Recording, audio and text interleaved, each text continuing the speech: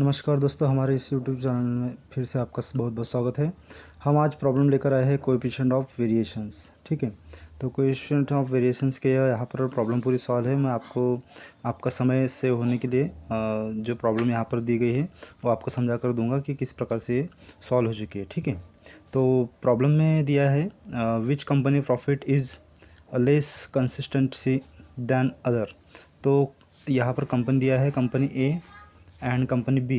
तो दोनों कंपनी का किस कंपनी का कम कंसिस्टेंसी है, तो हमें कोएफिशिएंट ऑफ वेरिएशंस की जो फॉर्मूलेज है वो मेथड लगाकर हमें सॉल्व करना है। ठीक है, तो कंपनी का प्रॉफिट दिया है ये और उसकी रेंज 100 to 200, 200 to 30, तो इस प्रकार से रेंज दिए है। और कंपनी की जो फ्रीक्वेंसी है कंपनी ए और कंपनी बी का, तो हम स्टेप बाय स्टेप सबसे पहले कंपनी ए को सॉल्व करेंगे विथ प्रॉफिट के साथ। ठीक है, तो यहाँ पर हम सबसे पहले सॉल्व करेंगे, यहाँ पर निकालेंगे हम मीन, जो कि हमारा ए रहता है, उसको ए से डिनोट करते हैं मीन को, और standard deviation for company A. ठीक है, हमको सॉल्व करते वक्त इस प्रकार से लिखना है, calculation for mean A and standard deviation for company A. ठीक है, तो यहाँ पर सबसे पहले हम एम ले लेंगे। एम हमारा रहेगा, जो प्रॉफिट यहाँ पर दिया है वो 100 to 200, 200 to 300, 300 to 400, 400 to 500, 500 to 600। ठीक है, तो इसके बाद में हम एफ़ लेंगे, एफ़ का कॉलम लेंगे। F it means frequency. तो फ्रीक्वेंसी का क्या है यहाँ पर कंपनी ए के लिए 11, 18, 13, तो ये हमको यहाँ पर मेंशन करना है। ठीक है, उसके बाद हम इसके कैलकुलेशन करेंगे। 11 + 18 + 30 + 19 + 12 is equal to N number of, is equal to कितना आ जाएगा 90। ठीक है, फ्रीक्वेंसी का एन, हम फ्रीक्वेंसी को डिनोट करते हैं एन से, number of is equal to 90। ठीक है, इसके बाद में हम लेंगे मिडल वैल्यू। तो मिडल वैल्यू सॉल्व करते वक्त हम इसका मिडल जो आता है 100 और 200 का मिडल रहेगा 150। ठीक है, 200 का और 200 to 300 के बीच में रहेगा 250। तो ये 100 से बढ़ते जाएगा, बिकॉज ये सीरीज में हमारे को इसी प्रकार से दिया है। तो इसकी मिडल वैल्यू रहेंगी 150, 250, 350, 450 एंड 550। ठीक है, तो ये हो गया मिडल वैल्यू। इसके बाद में हम कॉलम करेंगे डी एक्स का, जो कि एक्स की वैल्यू हम लेंगे 150 को। ठीक है, एक्स को डिनोट करेंगे हम 150।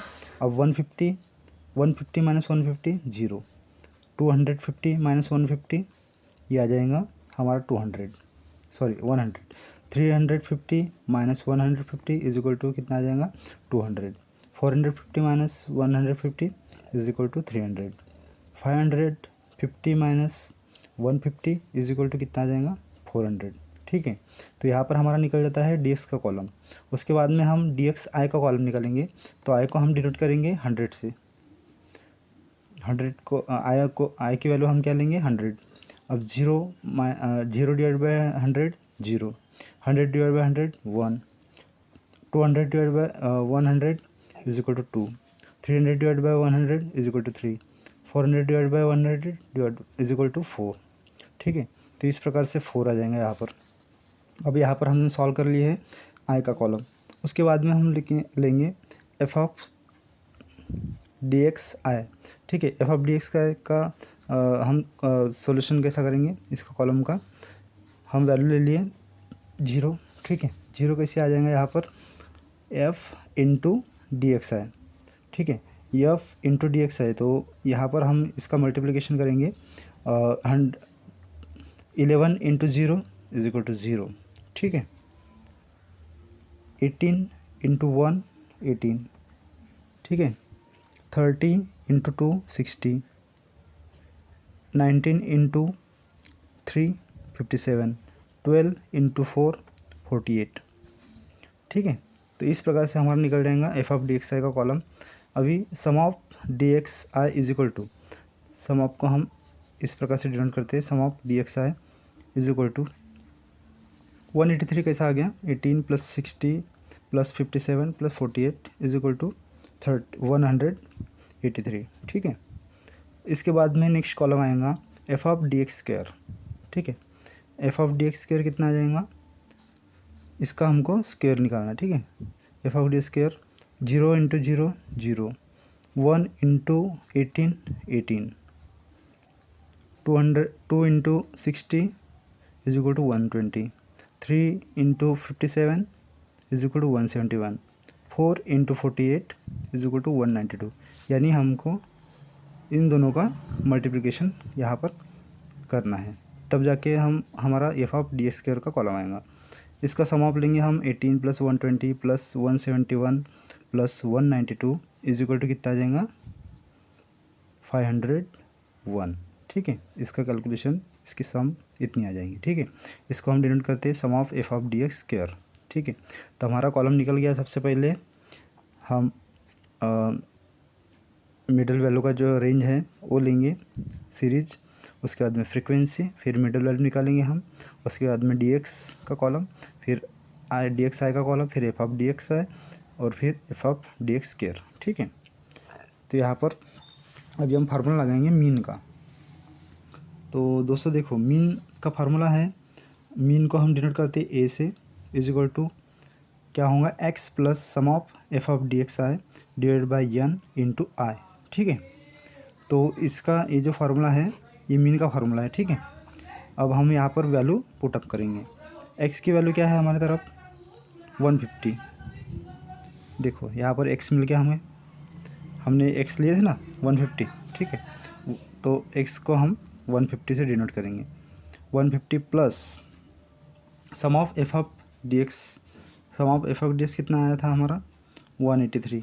ठीक है, तो 183 हम लेंगे यहाँ पर सम ऑफ डी एक्स आई का। ठीक है, डिवाइड बाई एन, एन की वैल्यू कितनी है हमारे पास 90 ले लिए, इंटू आई की वैल्यू हमने कितनी ली थी 100। देखिए प्रॉब्लम में हमने लिए थे 100, तो हम लेंगे 100। ठीक है, अब इसका कैलकुलेशन करेंगे हम, is equal to 150 plus 183 divide by 90, कितना आ जाएगा वैल्यूएशन, कितना आ गया आंसर 2.0333 इंटू 10 इंटू 100 आ जाएगा यहाँ पर। अब हम लेंगे 150 प्लस इंटू 100 करने के बाद कितना आ जाएगा 203.33, जब हम मल्टीप्लाई 100 से करेंगे तो। ठीक है, अब यहाँ पर आ गया मीन, मीन को हम डिनोट करते हैं ए से, ए इज इक्वल टू कितना आएगा 150 प्लस 203.33, कितना आ जाएगा 353.33। यहाँ पर निकल गया हमारा मीन। ठीक है, नेक्स्ट हम सॉल्व करेंगे स्टैंडर्ड डिविएशन। तो स्टैंडर्ड डिविएशन का फॉर्मूला क्या है दोस्तों, under root of sum of F of D X square divide by N minus bracket में sum of D X divide by N उसका होल स्क्वायर इंटू 100। ठीक है, इंटू 100। अब यहाँ पर हम सॉल्व करेंगे under root of sum of F of D X square की वैल्यू कितनी है हमारे पास 501। ये जो हमने यहाँ पर निकाले थे sum of F of D X square, हम यहाँ पर पुट अप करेंगे, sum of D X square की वैल्यू कितनी है 501। फिर उसके बाद में आता है माइनस ब्रैकेट में हम लेंगे sum of F of D X, sum of F of D X कितना है हमारे पास, ये जो है 183 यहाँ पर हम पुट अप करेंगे, डिवाइड बाई एन की वैल्यू कितनी है 90, तो हम 90 यहाँ पर लेंगे। ठीक है, फिर उसके बाद में उसका होल स्क्वायर। ठीक है, उसको स्क्वायर में हमने डिनोट कर लिया इंटू 100 जो फार्मूला के अनुसार है वो हम इंटू 100 लेंगे। ठीक है, अब इसको सॉल्व करेंगे हम, under root of 501 divide by 90 is equal to कितना आ जाएगा हमारा 5.5666। ठीक है, ये इसका 501 डिवाइड बाई 90, तो इसका आंसर है 5.5666 माइनस, अब 183 डिवाइड बाई 90 उसका कितना आ जाएगा 2.0333, उसका होल स्क्वायर यहाँ स्क्वायर दिया है हम स्क्वायर लेंगे, उसका होल स्क्वायर इंटू यहाँ पर लेंगे हम 100। ठीक है, इंटू 100। अब ये होने के बाद हम इसको और सॉल्व करेंगे, अंडर रूट ऑफ 5.5666, जहाँ ये जो वैल्यू थी वही हमने यहाँ पर लिए, डिवाइड माइनस इसका अगर हम स्क्वायर निकालेंगे 2.0333 का होल स्क्वायर अगर निकालेंगे तो कितना आता है 4.1344 इंटू 100। ठीक है, इसका आ गया स्क्वायर और फिर स्क्वायर को हमने सॉल्व कर लिया, उसके बाद में इंटू 100 जो फार्मूले में है उसके अनुसार लगा दिए। ठीक है, फिर उसके बाद दोस्तों अंडर रूट ऑफ अगर 5.5666 माइनस 4.1344 1344 को करेंगे तो कितना आ जाएगा हमारा आंसर 1.4321, ठीक है, इंटू 100। इसको स्क्वायर रूट से बाहर निकालने के बाद कितना हो जाएगा हमारा 1.1967 होता है, लेकिन इंटू 100 करने के बाद कितना आ जाएगा 119.67, ठीक है। हमारा ये निकल गया है स्टैंडर्ड डिविएशन, ठीक है। हमने ये सॉल्व क्या किया है स्टैंडर्ड डिविएशन। आप स्क्रीनशॉट भी ले सकते हैं इस प्रॉब्लम का, ठीक है। फिर हमारा निकल गया स्टैंडर्ड डिविएशन निकल गया है और अभी मीन निकल गया है। उसके बाद में हम थर्ड सॉल्व करेंगे कोएफिशिएंट ऑफ वेरिएशन, जो कि हमको वेरिएशंस निकालना है प्रॉब्लम में जो बोला है सॉल्व करने के लिए कोएफिशिएंट ऑफ वेरिएशन। तो कोएफिशिएंट ऑफ वेरिएंस का फार्मूला है standard deviation divided by mean into 100, ठीक है। तो is equal to standard deviation कितना निकला है हमारा 119.67, ठीक है।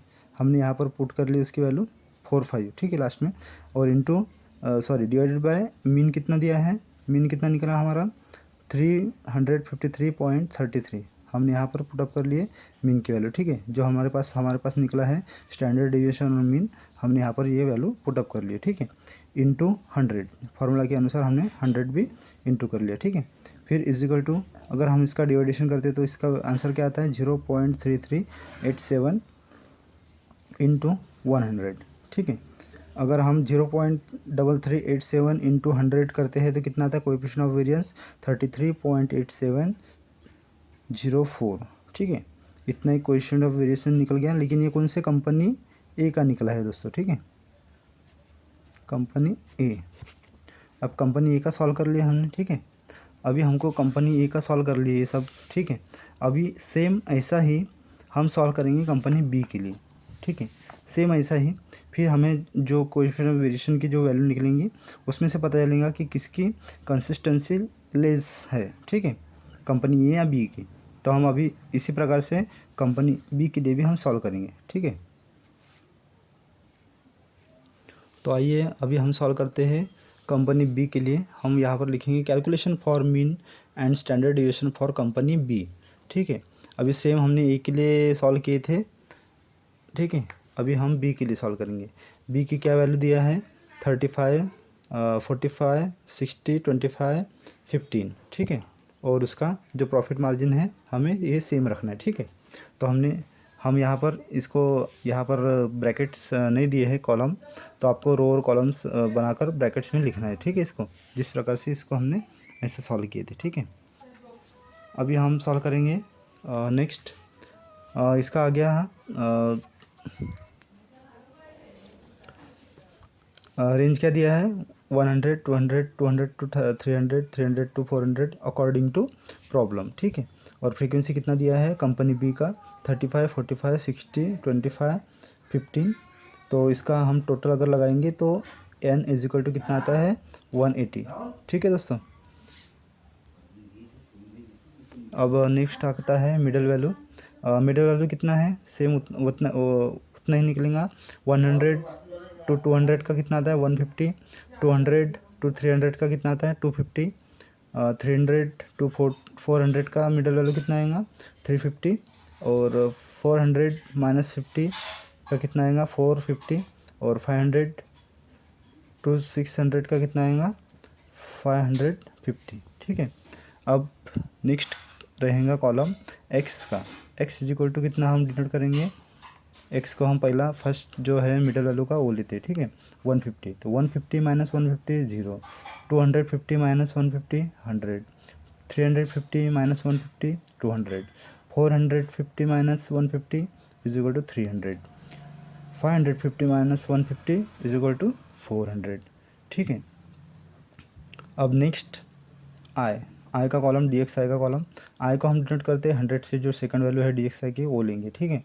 तो 0 divide by 100 0, 100 divide by 100 1, 200 divide by 100 2, 300 divide by 300 divide by 100 3, 400 divide by 100 is equal to 4, ठीक है।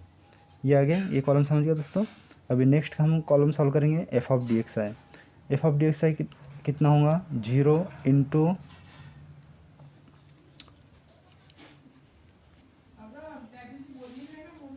F of D X I को फ्रीक्वेंसी के साथ हम मल्टीप्लाई करेंगे।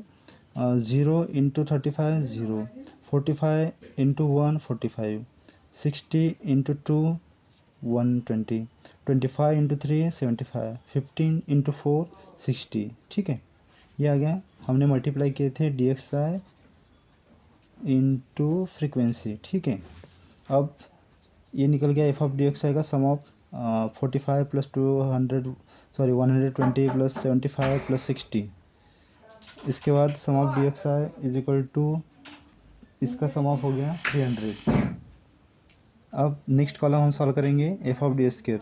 एफ ऑफ डी स्क्वायर कैसे आएगा दोस्तों, देखो जीरो का स्क्वायर कितना आएगा 0, 45 इंटू 1 कितना आ गया 45 और 120 इंटू 2 240।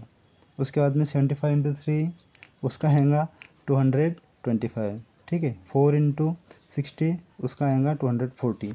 तो इसका पूरा टोटल हम सम ऑफ करेंगे तो उसका सम ऑफ आ जाएगा, sum of F of D square is equal to 750। ठीक है दोस्तों, तो आपको एक कॉलम समझ में आ गया F of D X square. 0 into 0 0, 1 into 45 45, 2 into 120 240, 3 into 75 225, 4 into 60 is equal to 240।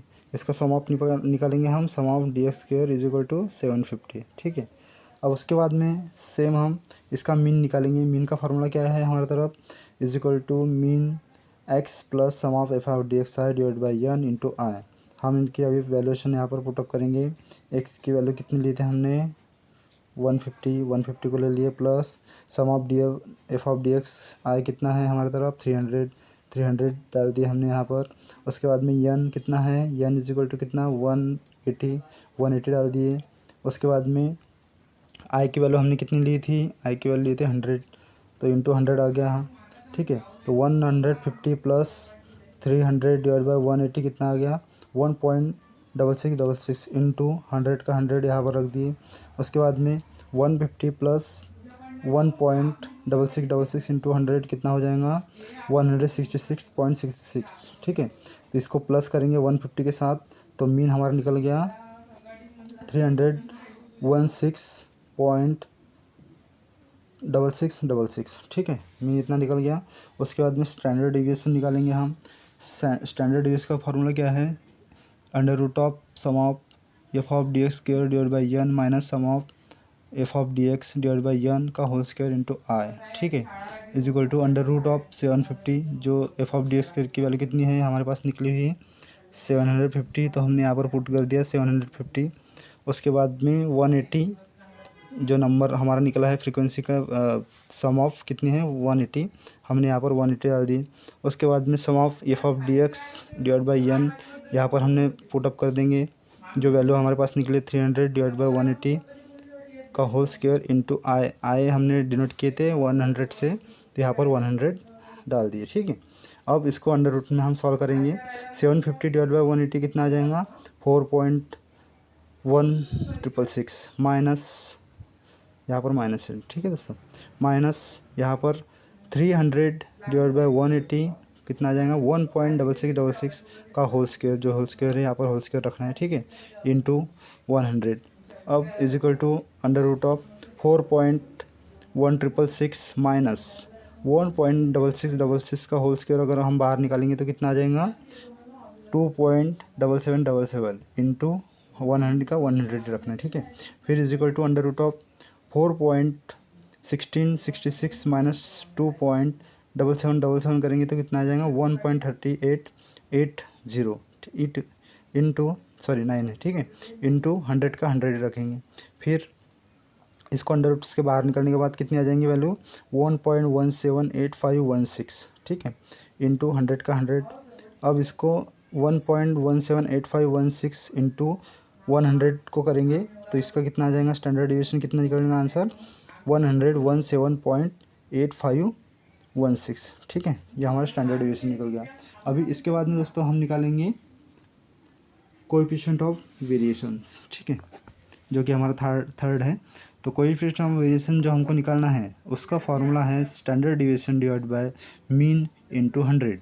तो स्टैंडर्ड डिविएशन की वैल्यू हम यहाँ पर डालेंगे, कितना है 117.8516 हमने डाल दी, डिवाइड बाय मीन का वैल्यू कितना है 316.6666 इंटू 100 का 100 रख दिए, ठीक है।